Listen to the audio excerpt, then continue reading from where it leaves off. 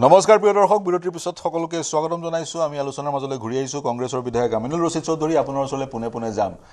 এতিয়া যদি নগাঁও সমষ্টিত বদৰুদ্দিন আজমল AUDFৰ প্ৰাৰ্থী হয়, আপোনালোকৰ কাৰণে কিন্তু ই এক প্ৰত্যাহ্বান। আজিৰ তাৰিখত আমি দেখা পাইছোঁ আপোনালোকৰ নেতা ৰাহুল গান্ধী, ক্ষমা কৰিব গৌৰৱ গগৈ, তেওঁ ব্যস্ত এজনৰ পিছত আন এজন নেতাক বহিষ্কাৰ কৰাত। এজনৰ পিছত আন এজন নেতাক তেওঁ বহিষ্কাৰ কৰিছে। আজি দল ত্যাগ কৰা পৰিলক্ষিত কৰিলোঁ গোৱালপাৰাৰ এজন, তেওঁ সম্ভৱতঃ জিলাৰ উপসভাপতি আছিলে যুৱ কংগ্ৰেছৰ। গতিকে সেই ধৰণেৰে মানুহে আপোনালোকৰ দল এৰি গৈয়ে আছে আৰু যি ধৰণে তৎপৰতা আপোনালোকে নগাঁৱত দেখুৱাব লাগিছিল দেখুওৱা নাই। যদি তেনে ক্ষেত্ৰত আজমল AUDFৰ প্ৰাৰ্থী হয় তেতিয়াতো ৱাক অভাৰ, কি ক'ব? পাৰ্থজ্যোতি বৰা ডাঙৰীয়া, মই 45 মিনিটছ মই একো চান্স পোৱা নাই। হয়, মোক আপুনি অলপ সময় দিব লাগিব এতিয়া। আশা কৰোঁ মই সময়খিনি পাম। নিশ্চয় ডাঙৰীয়া। চাওক, মই আগত ফ্লাডৰ কথাখিনি শেষ কৰি মই আপোনাৰ এইটো কুৱেশ্যনৰ আনচাৰত আহি আছোঁ। ফ্লাড যেতিয়া হ'ল, হোৱাৰ 7 দিন পিছত আমাৰ কংগ্ৰেছৰ এটা সজাতি দল, আমাৰ leader of the opposition LOP নেতৃত্বে ৱাজিদ আলী ডাঙৰীয়াৰ নেতৃত্বে মই নিজে আৰু আমাৰ আৰু বিধায়ক 10-12 জন বিধায়ক আমি ফ্লাড এফেক্টেড এৰিয়াত গৈছিলোঁ। আপোনাৰ মই যোৰহাট আৰু নাজিৰা গৈছিলোঁ ৱাজিদ আলী ডাঙৰীয়াৰ লগত। 7 দিন পিছত আমি যেতিয়া গ'লোঁ, কেম্পবিলাক যেতিয়া চালোঁ, চবে আমাক এটা কথা ক'লে যে আপোনাৰ ফ্লাডটো অহাৰ পিছত 7 দিনলৈ গভৰ্ণমেণ্ট ছাইডৰ পৰা কোনো ৰিলিফ অহা নাই। ৰিলিফবিলাক আপোনাৰ NGO, লোকেল ক্লাব আৰু এই ওচৰা ওচৰিৰ মানুহখিনি আপোনাৰ ৰিলিফখিনি দিছে। এডমিনিষ্ট্ৰেশ্যনৰ ফালৰ পৰা একো ৰিলিফ পোৱা নাই বুলি আমাক সেই টাইমত ক'লে। এতিয়া কথাষাৰ হ'ল যে প্ৰথমে আমি চাব লাগিব যে প্ৰত্যেকটো নিৰ্বাচন আহিলে আমাৰ ইণ্ডিয়াৰ হোম মিনিষ্টাৰ ডাঙৰীয়া আহি আমাক প্ৰতিশ্ৰুতি দি যায় অসমত যে আমাক ভোট দিয়ক, দিলে এইবাৰ আমি অসমক বানমুক্ত কৰি দিম। ভাল কথা, আমি ভাল পাইছোঁ। 3টা নিৰ্বাচনত ইণ্ডিয়াৰ prime minister honourable home minister, prime minister আহি অসমত বানমুক্ত কৰিব বুলি প্ৰতিশ্ৰুতি দি গ'ল। আপোনালোকে নিজে দেখিছে, অসমৰ ৰাইজে দেখিছে। এতিয়া কথাষাৰ হ'ল যে অসমৰ ভাৰতবৰ্ষৰ দৰে গৃহমন্ত্ৰীৰ দৰে এজন ৰেছপনচিবল মানুহে, আমাৰ সন্মানিত প্ৰধানমন্ত্ৰী ডাঙৰীয়াৰ দৰে ৰেছপনচিবল মানুহে যেতিয়া আমাক কিবা এটা প্ৰতিশ্ৰুতি দি গ'ল, কিন্তু বাস্তৱত আমি সেইটো হোৱা আজিলৈ দেখা নাপালোঁ। মই সৰুৰ পৰা ৰাজনীতি দেখা পাইছোঁ, কিন্তু কথাষাৰ হ'ল আজিলৈ যে কোনো কথাৰ আৰু কামৰ লগত মিল নাই, সেই বস্তুটো আজি প্ৰতিফলিত হ'ল। আজি আপোনাৰ আপাৰ আছামৰ এই ফ্লাডটো, শিৱসাগৰ, নাজিৰা, চৰাইদেউ, যোৰহাটৰ ফ্লাডটো কিয় হ'ল? এই ফ্লাডটো, এই ৰুটটো কোনটো ৰুটৰ পৰা এই ফ্লাডটো হ'ল এইটো আমি চবেই গম পাইছোঁ যে তাত ইলিগেল মাইনিং হৈছে। মাইনিঙৰ ফালৰ পৰা এই পৰিস্থিতি হৈছে। এইটো আগৰ পৰা আমাৰ লিডাৰ অফ দ্য অপজিশ্যনে কৈ আছিল এছেম্বলিত যে এনেকুৱা ইলিগেল মাইনিং চলি আছে, এইটো বন্ধ কৰক, নহ'লে এটা দিন আপাৰ আছামত এটা দুৰ্যোগ আহিব। বাস্তৱত সেইটো হ'ল, কিন্তু আজিলৈ আমি দেখা পালোঁ যে সেই ৰুটটো মাইনিং কিয় হ'ল, কিয় ফ্লাডটো আহিলে, এইটোলৈ কোনো কথা আজিলৈ শুনা নাপালোঁ। এতিয়া কথা হৈছে ফ্লাড লৈ পলিটিক্স কৰিব নালাগে। মই এইটো আশা কৰোঁ যে ইমান ৰেছপনচিবল পোষ্টত থকা মানুহখিনি, হোম মিনিষ্টাৰ অফ ইণ্ডিয়াৰ হোম মিনিষ্টাৰ, ইণ্ডিয়াৰ অনাৰেবল প্ৰাইম মিনিষ্টাৰৰ দৰে ৰেছপনচিবল পজিশ্যনত থকা মানুহখিনিয়ে যিখিনি কথা কৈ গৈছে সেইটো বাস্তৱত ৰূপান্তৰিত হ'ব লাগে, কিন্তু আজিলৈ নহ'ল। কিয় নহ'ল? ইলেকশ্যন আহিলে প্ৰতিশ্ৰুতিবিলাক আহে আৰু ইলেকশ্যন যোৱাৰ পিছত প্ৰতিশ্ৰুতিবিলাক ক'ত যায় অসমৰ ৰাইজে দেখা পাইছে। এতিয়া কথা হ'ল আমি চবেই বিচাৰিছোঁ, আমি এছেম্বলিত চবেই কৈছোঁ, অপজিশ্যনেও কৈছোঁ এবং আমাৰ আপোনাৰ চৰকাৰৰ পক্ষৰ মানুহ আমি চব এক হৈ কৈছোঁ যে এই ফ্লাডত আমি চব একেলগত কাম কৰিম। আমি একেলগত চৰকাৰৰ লগত থিয় হৈছোঁ। অপজিশ্যনৰ বিধায়ক হিচাপেও আমি চৰকাৰৰ লগত আছিলোঁ, এতিয়াও আছোঁ। এই ফ্লাড ভিক্টিমসকলৰ আপোনাৰ ৰিহেবিলিটেশ্যনৰ যিখিনি হোৱাই লাগে আমি চব একজুট হৈ কাম কৰিছোঁ। এতিয়া কথাষাৰ হৈছে এইটো যে বাস্তৱত কেলে এইবিলাক কাম নহয়, বাস্তৱত কিয় এইবিলাক ৰূপান্তৰিত নহয়, সেইটো কোনে একাউণ্টেবিলিটি হ'ব? এতিয়া হোম মিনিষ্টাৰৰ দৰে মানুহ, প্ৰাইম মিনিষ্টাৰৰ দৰে মানুহে যদি কথা নাৰাখে, ভেৰি আনফৰ্চুনেট।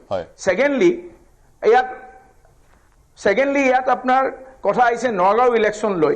মই বহুত দেৰি ইয়াত নেট নাছিলে, মই নাছিলোঁ, শুনা পোৱা নাছিলোঁ, অলপ লাষ্টত মই অলপ শুনা পাইছোঁ যে নগাঁও বাই ইলেকশ্যন লৈ ইয়াত বহুত কথা হৈছে। এতিয়া নগাঁও বাই ইলেকশ্যনৰ লগত যদি কোনোবা ৰিলিফ দি আহি সংযোগ বিচ্ছিন্ন হ'ল কোনোবা দলে, এইটো ভেৰি আনফৰ্চুনেট। বান লৈ মানুহ মৰি আছে, ইমান মানুহ মৰিলে অসমত, সেইটো লৈ যদি এতিয়া নগাঁও বাই ইলেকশ্যনত পলিটিক্স কৰিব আহে আমাৰ বিৰোধী আমাৰ লগৰ AIDF দলৰ প্ৰতিনিধিবিলাকে জিলা সংযোগ বাৰম্বাৰ মানে বিচ্ছিন্ন মই হৈছে। আচৰিত পাইছোঁ, এইটো হ'ব নালাগিছিলে। This is very unfortunate. কিন্তু মই এটা কথা আপোনাক কৈ আছোঁ, আপুনি কৈছে যে গৌৰৱ গগৈ ডাঙৰীয়াই আমাৰ কংগ্ৰেছৰ পৰা মানুহ আঁতৰি গৈছে। মানুহ আঁতৰি যোৱা নাই। গৌৰৱ গগৈ ডাঙৰীয়াই আমাৰ গদ্দাৰ মানুহ যিখিনি আছে সেইখিনিক দলৰ পৰা ওলাই দি আছে।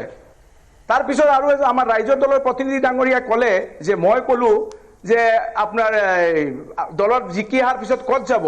এতিয়া জিকি অহাৰ পিছত যদি এতিয়া আপুনি গোটেই অকল অসমৰ কাৰণে নহয়, গোটেই অসমৰ ৰাইজে দেখিছে, গোটেই ইণ্ডিয়াৰ ৰাইজে দেখিছে, ED CBI 50 কোটি টকা দি যদি মানুহ কিনিব বিচাৰে কাক কোনে ধৰি ৰাখিব পাৰিব?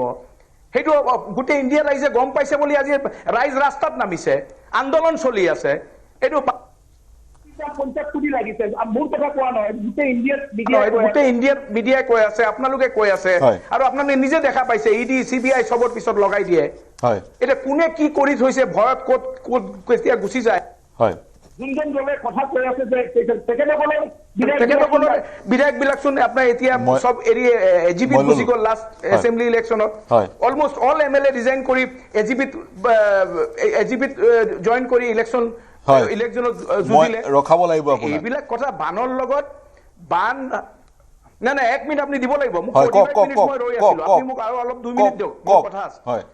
এতিয়া কথা হৈছে AIDF আমাক চাৰ্টিফিকেট দিব নালাগে, আমি কাক টিকেট দিম কাক নিদিম। অসমৰ ৰাইজে এইটো বিচাৰ কৰিব যে আমাৰ প্ৰাৰ্থী কোন হ'ব। আমাৰ দলৰ হাইকমাণ্ডে গৌৰৱ গগৈ আৰু হাইকমাণ্ডে ঠিক কৰিব, আৰু নগাঁৱৰ ৰাইজে ঠিক কৰিব কোনে কাক ভোট দিব। সেইটো লৈ চিন্তা কৰিব নালাগে AIDF বা বেলেগ ৰাজনৈতিক দলে। এতিয়া ৰাইজৰ ওপৰত এৰি দিয়ক, সময়ত গম পাব। যদি বন্যা আক্ৰান্তত তাত আপোনাৰ ৰিলিফ বিতৰণ কৰি আহি যদি ভাবিছে সেইটো দেখাই মেলি নগাঁৱত ইলেকশ্যনত ভোট বিচাৰিছে, এইটো লাজৰ কথা। মই নিজে এইটো ধিক্কাৰ দিছোঁ। এনেকুৱা মনোবৃত্তি হ'ব নালাগে, আৰু গৌৰৱ গগৈলৈ চিন্তা কৰিব নালাগে। গৌৰৱ গগৈ যোনটো কৰি আছে, আমি চব তেখেতৰ লগত আছোঁ। পুৰা আমি 19 জন MLA গৌৰৱ গগৈৰ লগত আছোঁ। আমি নিজে কৈছোঁ যে যিমান গাদ্দাৰ আছে চবক দলৰ পৰা ওলাই দিব লাগে। এতিয়া লাগিলে অকলে থাকক, আকৌ আমি ৰিবিল্ড কৰিম কংগ্ৰেছক। ঠিক আছে, ক'ব লগা। ধন্যবাদ। মই প্ৰতিক্ৰিয়া বিচাৰি চক্ৰধৰ গগৈ আপোনাৰ ওচৰলৈ যাম। কংগ্ৰেছৰ বিধায়কগৰাকী আপুনি মন্তব্য শুনিলে, আৰু তাৰ সমান্তৰালে বিৰতিত যোৱাৰ পূৰ্বে AUDFৰ প্ৰাক্তন বিধায়কগৰাকীয়েও মন্তব্য কৰিছিল। গতিকে শেষৰটো মন্তব্য হিচাপে আপুনি কি ক'ব বিচাৰিব?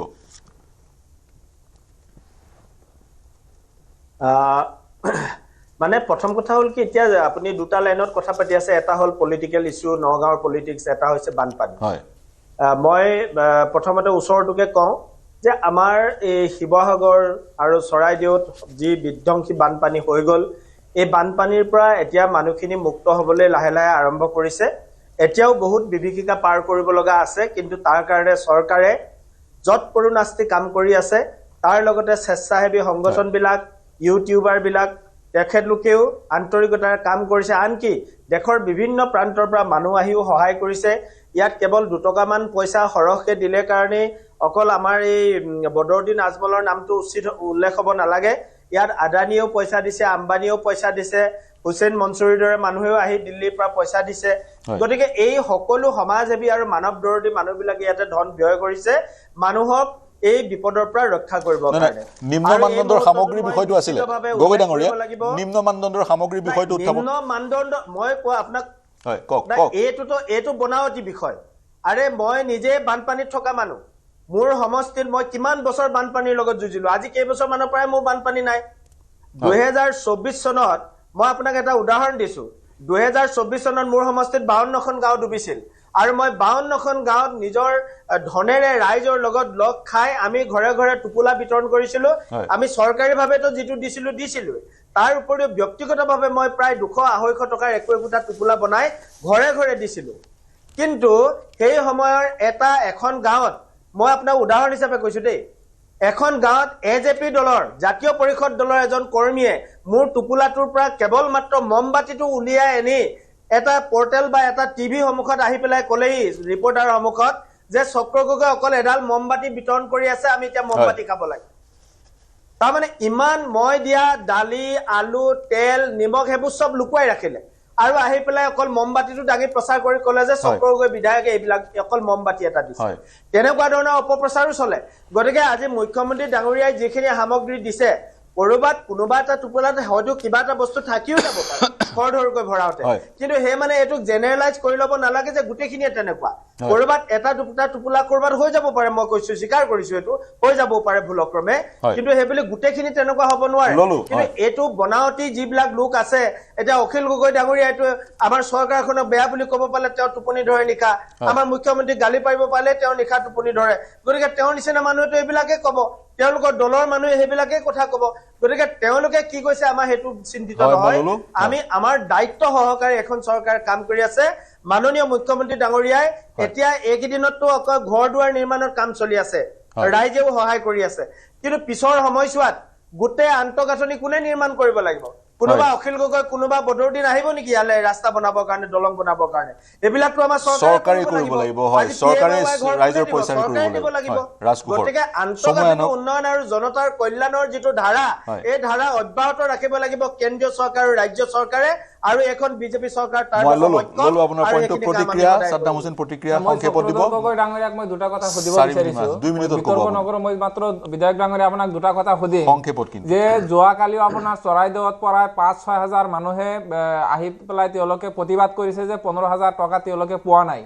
এই বিষয়টো এতিয়ালৈকে কিয় আপোনাৰ 15,000 টকা প্ৰত্যেকজন বানপীড়িত মানুহৰ বেংক একাউণ্টত গৈ পোৱা নাই তাৰ উত্তৰটো আপুনি দিব লাগে আৰু দ্বিতীয় কথাটো হ'ল যে এই বানবিধ্বস্ত এলেকাসমূহক লৈ চৰকাৰৰ পৰিকল্পনা কি সেই পৰিকল্পনা কিয় এতিয়ালৈকে ঘোষণা কৰা নহল তাৰ এই বিষয়টোৰ ওপৰত আপুনি উত্তৰ দিব লাগে হয় হয় 15,000 টকাটো সংক্ষেপত কওক আপোনাৰ যদি উত্তৰটো লাগে মই কৈ দিওঁ সংক্ষেপত উত্তৰটো সংক্ষেপত আপুনি শুনে তো মই উত্তৰটো কৈ দিওঁ হয় আজি আপুনি ষ্টেট ডিজাস্টাৰ মেনেজমেন্টৰ যিখন মেনুৱেল আপুনি মেনুৱেলখন এবাৰ পঢ়িব হয় প্ৰাকৃতিক দুৰ্যোগত মানে আক্ৰান্ত হলে কেনেকুৱা মানুহক আপোনাৰ কিমান ধন দিয়া হয় হয় 15,000 টকা যেটো ঘোষণা কৰিছে হেতু কিয় দিয়া নাই এতিয়ালৈকে সেই কথা আমি হে মানুহঘৰক আমি পইচা দিব নোৱাৰো যি ঘৰ মানুহৰ ভিতৰত পানী হুমাই একেবাৰে বোকা পানী পৰ্যন্ত হুমাই ঘৰ নষ্ট কৰিছে সেই মানুহঘৰক এককালীন হিচাপে এই 15,000 টকা তাৎক্ষণিকভাৱে দিয়া হৈছে যিসকলে পোৱা নাই যদি প্ৰকৃতপক্ষে মানে পাবলগীয়া মানুহ যোগ্য মানুহ তেওঁলোকে নিশ্চিতভাৱে পাব কম দিনৰ ভিতৰতে কথা দিলো চৰকাৰৰ কথা দিছে 15,000 টকাটো যিসকল যোগ্য তেওঁলোকে পাবই লাগিব চক্ৰধৰ গৈ কেৱল মাত্ৰ চোতালত বা বাৰান্দাত পানী অকনমান চুইছে হয় যোগ্যজনে পাব লাগিব কিন্তু চোতালখনত পানী চুলে মানে নাপায় মই ললো সেই পৰিয়ালবিলাকে হেতু নাপাব কিন্তু প্ৰকৃতাৰ্থত যিসকল ডুবিছে তেওঁলোকে পইচা পাব প্ৰকৃতাৰ্থত যি বানপীড়িত তেওঁ পইচা পাব লাগিব এই বৃহৎ আন্তঃগাঁথনিৰ যি ক্ষতি হ'ল সেই আন্তঃগাঁথনি পুনৰ নিৰ্মাণ কৰি বিধ্বস্ত এলেকাবিলাকক উন্নয়ন কৰাৰ দায়িত্ব অসম চৰকাৰ আছে আমি গ্ৰহণ হয় মই ললো জ্যোতিৰ্ময় হাজৰিকা শেষৰটো মন্তব্য কনক্লুডিং ৰিমাৰ্ক দুটা বিষয় আমি সমান্তৰালে পাতিবলৈ চেষ্টা কৰিছো দুটা পৃথক পৃথক বিষয় কৰবাত নহয় কৰবাত যদিও কানেক্টেড দুটা পৃথক বিষয় গতিকে আপোনাৰ পৰা অন্তিমটো মন্তব্য বিচাৰিম মোৰ সময় কম আছে কথা হৈছে বানপানীৰ যিটো বিষয় সেই বিষয়টো যথেষ্ট স্পৰ্শকাতৰ আৰু মানুহে তাত যিধৰণে জটিল আৰু স্পৰ্শকাতৰ কিয়নো মানুহে যিখিনি মানুহে তাত মানে চাফাৰ কৰিছে মই সেইকাৰণে এইবাবেই ক'ব পাৰিছোঁ কাৰণ মই তাত প্ৰেজেণ্ট আছিলোঁ খুদ প্ৰেজেণ্ট আছিলোঁ মই নিজে ফচি আছিলোঁ সেইটো সময়ত গতিকে তাৰ বিভীষিকা মই দেখিছোঁ দেখি পেলাই মই কৈছোঁ যে এই বিভীষিকাময় পৰিস্থিতিৰ পৰা আচলতে এতিয়া বৰ্তমান ৰাজনীতি কৰাটো একেবাৰে উচিত নহয় সি লাগিলে অখিল গগৈয়ে হওক লাগিলে সি বদৰুদ্দিন আজমলেই হওক বা চকুৰ আলীয়ে হওক বা অইন কোনো হুছেইন মনচুৰী হওক বা কোনোবাই হওক এতিয়া দেখিছোঁ পাঞ্জাৱৰ পৰা মানুহ আহিছে তেওঁলোকৰ নামটো লোৱা হোৱা নাই ঘৰে ঘৰে মানুহ বনাই দিছে পাঞ্জাৱৰ পৰা সুদূৰ পাঞ্জাৱৰ পৰা 2400 কিলোমিটাৰ গাড়ী চলাই তেওঁলোক আহিছে আৰু যথেষ্টখিনি কাম কৰি আছে মোৰ মতে এতিয়াও তেওঁলোক আছে এতিয়া গ্ল'বেল চিক আৰু বেলেগ দুটা সংগঠনো আছে এতিয়া কথাটো হৈছে কি তাৰ পৰা আচলতে এতিয়া ৰাজনীতি কৰাৰ সময় নাই আচলতে সময় হোৱা নাই বা ৰাজনীতি কৰাটো উচিত নহয় এতিয়া প্ৰথম কথা দ্বিতীয় কথা ইয়াৰ পৰা এই উজনি অসমত কোনোবাই বানপানীৰ ক্ষেত্ৰত মানে তেওঁলোকক সহায় কৰিছে বা বান সাহায্য দিছে তাৰ বিনিময়ত মই নগাঁৱত গৈ পেলাই চিট তুলম বা মোক এনেকৈ ক'ব সেইখিনি কৰাটো উচিত নহয় একেবাৰে উচিত নহয় বুলি কৈছোঁ দ্বিতীয়তে আমাৰ বিজেপি চৰকাৰখন যিহেতু তাত আছে চক্ৰ গগৈ ডাঙৰীয়া আছে তেখেতেও গোটেই কথাখিনি ক'লে যে চোতালত পানী হ'লে ডেফিনেটলি 15,000 টকাটো নাপায় এইটো কুৱেশ্যন উঠিছিলে সেইটো সঁচা কথা সেইটো যুক্তিযুক্ত কথা কিন্তু লগতে এইটো কথাও চাব লাগিব যে মানে লৰালৰি কৰা পেকিঙৰ ফলত কোনোবাই মানে এই কাপোৰৰ মাজত ফটাকানি সুমুৱাই পেলাই দুফুটীয়া যিখন মানে তুলি দিছে মেট্ৰেছ দিছে বুলি কৈছে সেইটো উচিত নহয় আচলতে তাৰ বাবে এটা সৰজমিন তদন্ত তেওঁলোকে কৰিব লাগে কোনে কৰিলে আচলতে আপোনালোকে যদি ভাবিছে যে বিজেপি দলে এইখিনি কাম কৰিছে বা চৰকাৰখনে কৰিছে কিজানি তাতে কিজানি আপোনালোকৰ বিৰোধী দলৰ মানুহ সোমাই পেলাই কামটো কৰিলে নেকি আপোনালোকক বদনাম কৰিলে সেইটোও চাব লাগিব গতিকে আপোনালোকে সেই বিষয়টো এটা তদন্ত কৰক যদিহে অভিযোগ দিছে অভিযোগৰ তদন্ত হ'ব লাগে আৰু ক্ষিপ্ৰতাৰে হ'ব লাগে আচলতে এই ক্ষেত্ৰত মানুহক মানে যিটো পেচিফাই কৰিবলৈ মানুহৰ যিটো মাইণ্ড সেইটো মাইণ্ডটো এতিয়া যিটো বেলেগ ধৰণৰ হৈ আছে গতিকে পেচিফাই কৰিবলৈ আমাৰ চৰকাৰে দিয়া বস্তু নাছিল হয় মোৰ সময় নাই হয় চৰকাৰে দিয়া বস্তু নাছিল বুলি আপুনি ক'ব বিচাৰিছে মই খালি এটাই কথা ক্লংকুদিন ৰিমাৰ্ক মোৰ উপলব্ধি ক'ব বিচাৰিছোঁ যিসকল বানপীড়িত লোক তেওঁলোকে সাহায্য পাব লাগে আমি দেখি আহিছোঁ কেনেকৈ তেওঁলোকৰ ঘৰ বিধ্বস্ত হৈ গৈছে বোকাত ঘৰ পুত খাই গৈছে তেওঁলোকক এটা নতুন ঘৰ দিব লাগিব তাৰ সমান্তৰালে বিজ্ঞানসন্মত স্পষ্টতাৰে মানে ৰাইজক কওক ৰাইজেও কথাখিনি বুজি পাওক যাতে প্ৰতিবাদটো নহওক ৰাইজেও ভালকৈ পাওক ৰাইজে সকলো বস্তু পাওক কাৰণ আমি দেখিছোঁ সকলোৰে মৰ্মবেদনা উপলব্ধি কৰি পেলাই মই কৈছোঁ কাৰণ ৰাইজক সেইটো স্বাভাৱিক অৱস্থা ঘূৰি আহিবলৈ সময় লাগিব আৰু একেবাৰে সময় লাগিব কাৰণ মই কৈছোঁ অকল কেৱল আপুনি ঘৰখন বনাই দিলে বোকাখিনি ঠিক কৰি দিলে খান্দি দিলে নহ'ব তেওঁলোকৰ যিটো চাইকোফোবিয়া সেইটো আঁতৰাব লাগিব গতিকে স্বাভাৱিক অৱস্থা তেতিয়াহে আহিব আগৰ পৰিস্থিতি মানসিক আৰু ফিজিকেলি যেতিয়া মই ল'লোঁ আপোনাৰ পইণ্টটো চক্ৰধৰ গগৈ ডাঙৰীয়া আজিৰ পৰা সম্ভৱতঃ এমাহ পূৰ্বে জাষ্ট বানপানী হোৱাৰ 4-5 দিন পিছত আমাৰ সৈতে সংযুক্ত হৈতে মানসিক যি তেওঁলোক হেঁচাত আছে আৰু সেই মানসিক হেঁচাৰ পৰা উদ্ধাৰ হ'বলৈ তেওঁলোকক কেনেকৈ চাইক'লজিষ্টৰ সহায় লাগিব সেই কথা প্ৰথমবাৰ তেওঁৰ মুখতে মই শুনিছিলোঁ যিমান দূৰ মোৰ মনত আছে আজিৰ পৰা যদি তেওঁৰ মনত আছে মই নাজানো মই তেওঁৰ মুখতে এই মন্তব্য শুনিছিলোঁ যি কি নহওক এই চিন্তাৰে মই অনুষ্ঠান সামৰিব লাগিব কিন্তু উজনি অসমত সাহায্য প্ৰদান কৰিছোঁ সেইকাৰণে যি জনপ্ৰিয়তা অৰ্জন কৰিলোঁ সেই জনপ্ৰিয়তাৰে যদি কোনোবাই নগাঁৱৰ বৈতৰণি পাৰ কৰিব বিচাৰিছে সেয়া কিন্তু উজনিৰ বানপানীৰ ৰাজনীতিকৰণ বুলিয়েই ক'ব লাগিব যি ধৰণে আমি AODFৰ প্ৰাক্তন বিধায়কগৰাকীয়ে মন্তব্য আগবঢ়ালে এই চিন্তাৰে মই অনুষ্ঠান সামৰিছোঁ মোৰ সৈতে সংযুক্ত হোৱাৰ কাৰণে আমিনুল ইছলাম জ্যোতিৰ্ময় হাজৰিকা সাদ্দাম হুছেইন চক্ৰধৰ গগৈ আমিনুল ৰছিদ চৌধুৰী পাঁচোজনকে ধন্যবাদ জ্ঞাপন কৰিছোঁ প্ৰিয় দৰ্শক শুভৰাত্ৰি